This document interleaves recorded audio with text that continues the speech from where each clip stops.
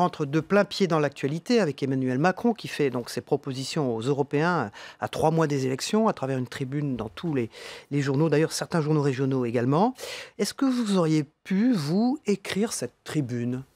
Oui, j'aurais pu l'écrire. Je vais même vous dire mieux, c'est que lorsque je l'ai lu, je me suis dit que cette tribune, elle aurait dû être écrite par ma famille politique. Vous n'auriez pas retiré un mot de cette tribune ? On peut toujours discuter de telle ou telle chose, mais à la fois l'esprit profondément européen, qui est celui de la droite de gouvernement à laquelle j'appartiens, les quelques mesures qui me paraissent absolument essentielles, qu'on aurait dû faire progresser depuis bien longtemps, que ce soit la sécurité de nos frontières, que ce soit la question de la protection de l'Europe en matière de marché public, que ce soit bien sûr les questions de cybersécurité ou même d'intelligence artificielle, puisque enfin ça rentre un peu dans le débat. Tous ces sujets, ça devrait être ceux de la droite républicaine. Et donc c'est vrai que lorsque j'ai lu ce texte, je me suis dit que c'est bien dommage que tous ces mois passés à exclure des gens au sein de notre parti auraient été sans doute mieux consacrés à faire des débats de fond et à atterrir sur une lettre comme celle-là. Jean-François Copé, quand on vous écoute, on se dit que la logique voudrait que vous souteniez la liste Macron aux européennes. Oui, enfin, j'en suis pas là pour l'instant. Ça peut arriver ? Non, mais vous savez, d'abord, je vais vous dire, j'ai eu l'occasion de le dire plusieurs fois, je suis un peu sorti, et même beaucoup, de la politique politicienne au sens du commentaire quotidien. Cette tribune, vous l'auriez signée ? Oui, mais je l'aurais signée parce qu'elle correspond exactement à mes convictions européennes. Et ces convictions européennes, je ne suis pas le seul à les avoir. Normalement, c'est celle de mon parti politique. Bon, si ce n'est pas le cas, pourquoi ne pas être cohérent et donc rejoindre les rangs de la République En Marche ? Je n'ai pas vocation à m'engager ailleurs que dans ma famille politique. Ce n'est pas aujourd'hui mon état d'esprit. En revanche, participer au débat public sur des sujets de fond et par ailleurs m'engager comme je le fais pour ma ville de Meaux, voilà qui m'occupe largement. Après, pour le reste, je ne vois pas d'un bon œil, loin s'en faut, que ma famille politique passe son temps à exclure ou à jeter l'anathème. J'ai vu que ce qui s'était passé pour mon ami Jean-Pierre Raffarin, qui a reçu une lettre comminatoire. Justement, il a tranché. Oui. Il annonce dans le Figaro qu'il soutiendra la liste de Macron aux européennes. Oui, mais parce que tout ça est parti de la lettre comminatoire que le président républicain lui a adressée, le convoquant, le sommant de s'expliquer devant notre bureau politique. Bon, Jean-Pierre Raffarin, c'est quand même pas n'importe qui, il a été Premier ministre, il a été l'un des grands patrons de notre famille politique. Je ne suis pas sûr que ce soit génial de jeter systématiquement l'anathème sur des personnalités plus centristes, qui sont quand même consubstantielles de notre famille politique. Sinon, on se rabougrit, et c'est ce que je regrette. Voilà. Et je rappelle que vous avez été président de l'UMP, c'est Jean-François Copé. Moi, j'ai présidé l'UMP et j'ai veillé à ce que non seulement jamais personne ne soit exclu, sauf dérapage du côté de l'extrême droite, et que surtout, on soit là pour rassembler malgré nos différences. Donc, il pouvait arriver à un certain nombre de mes amis de me critiquer, même de manière assez violente, c'est le moins qu'on puisse dire. J'ai vécu des périodes assez difficiles. Mais pour autant, ça ne m'a pas empêché de veiller à ce qu'ils puissent s'exprimer. Vous voyez, c'est vous dire combien j'étais attentif à ce que la famille soit large. Est-ce que vous avez envie de revenir sur la scène politique nationale ? Vous êtes aujourd'hui maire de Meaux. J'ai absolument aucun projet en ce sens. Je vous l'ai dit tout à l'heure. Participer au débat public pour mon pays, oui. Mais vous savez, j'ai pris beaucoup de coups il y a quelques années.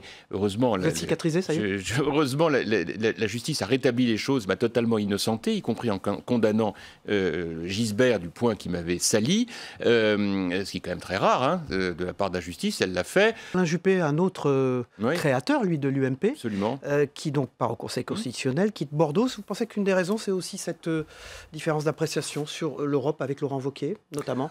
Écoutez, ça, je ne sais pas, il faut le lui demander. Moi, je n'ai pas là-dessus d'avis à donner. Mais ce qui est vrai, c'est qu'un certain nombre de personnalités de notre famille politique qui sont à la fois gaullistes, qui sont très attachées à l'idée européenne, qui sont attachées à l'idée libérale, sociale, ça fait beaucoup de départs, non ?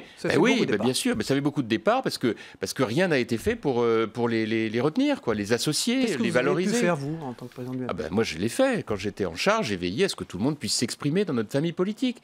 C'est la moindre des choses. Or, aujourd'hui, ça n'existe plus. Et c'est ce qui explique l'absence de débat, l'absence de dynamique. Et c'est ça qui me rend très malheureux. L'intelligence artificielle. Il y a deux aspects. Il y a l'aspect démocratie et puis il y a l'aspect économique. Comment est-ce que la France peut s'emparer de cette question de l'intelligence artificielle ? Il y a eu le rapport de Villani.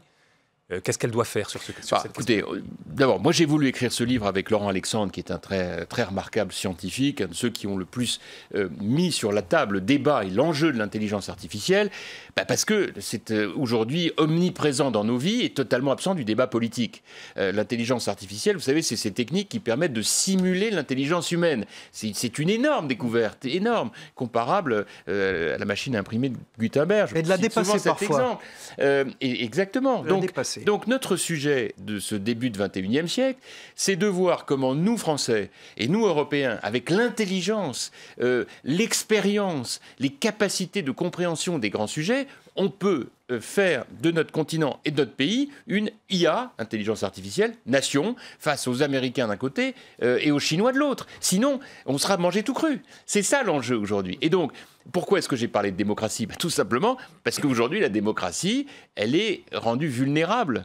Elle est rendue vulnérable par d'abord les cyberattaques de toute nature, les fausses informations, les fake news, les infiltrations qui peuvent arriver par les réseaux sociaux, les fameux algorithmes qui sont biaisés, et puis d'autre part, par le fait que sur le plan strictement économique, et vous l'avez très justement souligné, d'un côté les Américains avec les fameux Google, Amazon, Facebook, de l'autre les Chinois qui ont leur équivalent, les BATX, sont en train de prendre absolument la totalité de la maîtrise technologique et notamment des données, les fameuses data. Donc nous, on est au milieu, on est en train de regarder tout ça. Pourquoi l'Europe n'a pas réagi à ça? Eh bien, l'Europe... Emmanuel Macron, il peut être sensible à ça, il s'était intéressé à ces questions. Alors justement, il s'était intéressé à ces questions et moi j'étais très malheureux de voir que dans la lettre aux Français qu'il a adressée, le mot même d'intelligence artificielle n'y était pas. Alors c'est dans la tribune cette fois-ci. Alors voilà, je vais vous dire, c'est la première chose que j'ai regardée d'ailleurs. Donc est-ce qu'il avait entendu ce message? J'imagine qu'il y a peut-être quelqu'un chez lui qui l'a entendu, parce que c'était quand même inimaginable. C'est un défi absolument essentiel. Alors, pourquoi est-ce qu'on n'y arrive pas?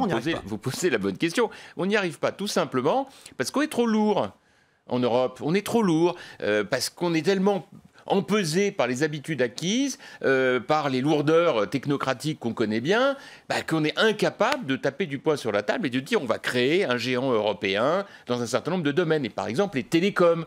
De ce point de vue, moi j'étais effaré, pour ne pas dire effondré, de voir le refus de la fusion entre Alstom et Siemens dans le domaine industriel. Parce que je voudrais quand même rappeler que nous avons aujourd'hui un outil formidable, c'est nos opérateurs télécoms. Oui, c'est l'Europe qui était contre. Bien sûr, sauf que nos opérateurs, on en a 105 en Europe, des télécoms. Là où aux États-Unis, ils en ont 3. Bon, donc on voit bien qu'il faudrait organiser des synergies entre eux, parce que c'est par les opérateurs téléphoniques que passent l'ensemble des données du numérique. Donc on a un outil formidable qu'on peut utiliser. Ça, c'est un domaine dans lequel l'Europe, au lieu d'avoir 28 régulateurs, pourrait n'en avoir qu'un seul et créer une dynamique positive. Voilà un exemple. Est-ce qu'il faut mieux contrôler les plateformes? Est-ce qu'il faut mieux encadrer les GAFA? Bien sûr. Enfin, on voit bien qu'on ne peut pas continuer comme ça. Alors, simplement, il faut le faire de manière intelligente. Bruno Le Maire le fait d'une manière intelligente ou pas? Non, mais en tout cas, il a le mérite d'initier quelque chose. Mais encore une fois, il faut arrêter d'avoir peur de tout. Le problème de la taxation des GAFAM, c'est fou qu'on n'arrive pas à se mettre d'accord, tout ça, parce que tel ou tel de nos amis de nos pays voisins ont peur qu'il y ait l'Irlande ou d'autres pays qui en bénéficient. Qui les hébergent.